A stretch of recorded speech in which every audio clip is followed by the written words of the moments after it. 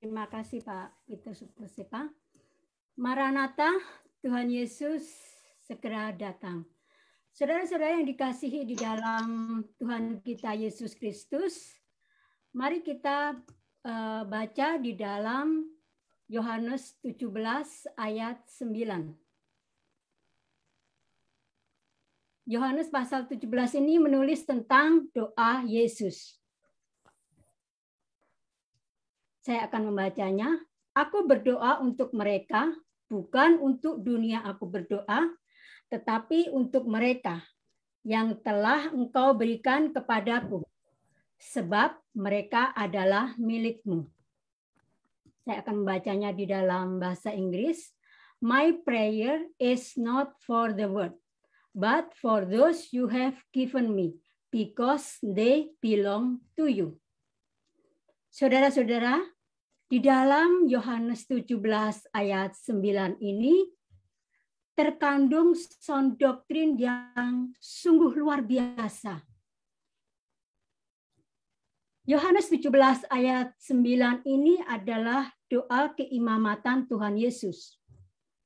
Jadi begini saudara-saudara, orang Yahudi itu mempunyai imam yang diangkat dari keturunan Harun. Dan Harun itu adalah dari golongan suku Lewi. Dan dari golongan mereka itu diangkat lagi imam besar atau kepala imam atau Kohen Gadul. Yang mana itu harus muncul dari keturunan Harun. Lalu kita mendapati fakta bahwa Yesus itu diangkat sebagai imam besar. Bukankah ini bertentangan dengan hukum dan tradisi yang berlaku? Yesus itu dari keturunan suku Yehuda. Dan Yesus itu jelas bukan dari keturunan Harun. Tetapi Yesus itu diangkat sebagai imam besar dan Alkitab menjelaskan satu-satunya penjelasan yang masuk akal adalah Yesus itu diangkat sebagai imam besar menurut aturan Melkisedek maksud saya, bukan aturan Harun.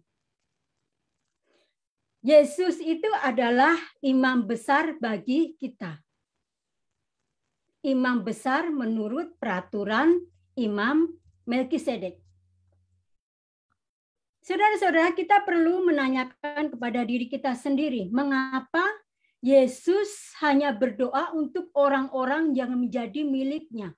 Mengapa Tuhan Yesus tidak berdoa untuk dunia ini? Perhatikan doa Yesus lagi. Kalimat bukan untuk dunia aku berdoa. Sekali lagi saya mau tegas. Doa Yesus ini bukan untuk dunia aku berdoa. Saudara-saudara, ketika Tuhan Yesus itu berdoa, kita harus melihat ini itu sebagai ministry atau office atau jabatan dari Tuhan Yesus. Apa itu? Tuhan Yesus itu adalah imam besar kita. Amin. Amin. Mari kita katakan, Yesus adalah imam besar. 1, 2, 3. Yesus adalah imam besar.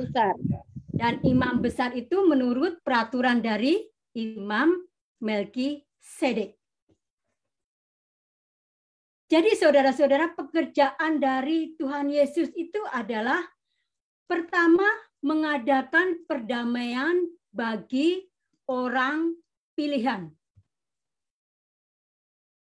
Kemudian yang kedua, bersyafaat bagi orang pilihan. Oleh sebab itu sangat masuk akal. Kita mengerti mengapa Yesus itu tidak berdoa untuk dunia ini. Sekali lagi saya mau tegaskan, Yesus tidak berdoa untuk dunia ini. Alasannya karena apa? Bila Yesus itu berdoa bagi dunia ini, maka Allah itu akan menjawab doa Yesus bagi dunia. Kemudian, bila Yesus itu berdoa bagi dunia ini, maka seluruh dunia ini akan diselamatkan oleh Yesus. Yesus itu hanya berdoa untuk mereka yang menjadi miliknya. Karena untuk orang-orang itulah Yesus itu mati, bangkit, dan naik ke surga. Yesus berdoa untuk semua orang yang menjadi miliknya adalah karena kepada orang-orang ini, yaitu orang yang percaya kepada pengorbanan Tuhan Yesus di atas kayu salib, maksud saya, Yesus itu telah melakukan pekerjaan pendamaian. Itulah sebabnya kita tidak bisa memisahkan pekerjaan dari Tuhan Yesus sebagai mediator dengan pekerjaan Tuhan Yesus sebagai jalan pendamaian. Jadi saudara-saudara, kedua pekerjaan ini dirangkum dalam satu office, satu ministry, satu jabatan yang disebut sebagai imam besar.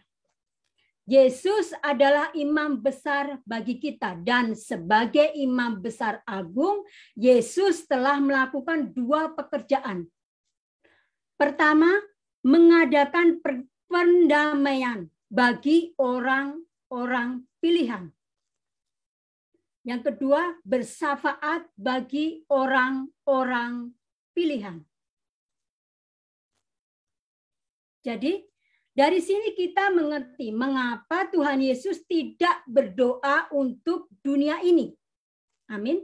Kita mengerti untuk apa Yesus harus berdoa untuk orang-orang yang tidak dipilih, untuk orang-orang yang tidak menerima pekerjaan pendamaian Yesus.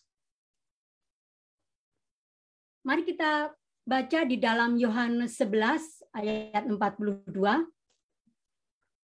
Aku tahu bahwa engkau selalu mendengarkan aku, tetapi oleh karena banyak orang berdiri di sini mengelilingi aku mengatakannya supaya mereka percaya bahwa engkaulah yang telah mengutus aku.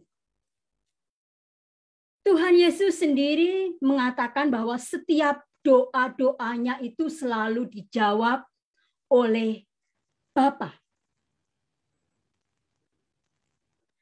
Tidak ada doa dari Tuhan Yesus itu yang terlewatkan, atau tidak ada dari doa dari Tuhan Yesus itu yang tidak pernah terjadi.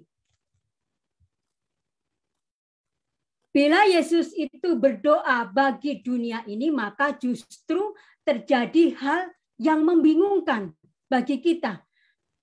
Mengapa doa Yesus tidak dijawab oleh Allah? Mengapa ada sebagian orang yang tidak percaya kepada Yesus dan hidup mereka itu berakhir di mana? Di neraka.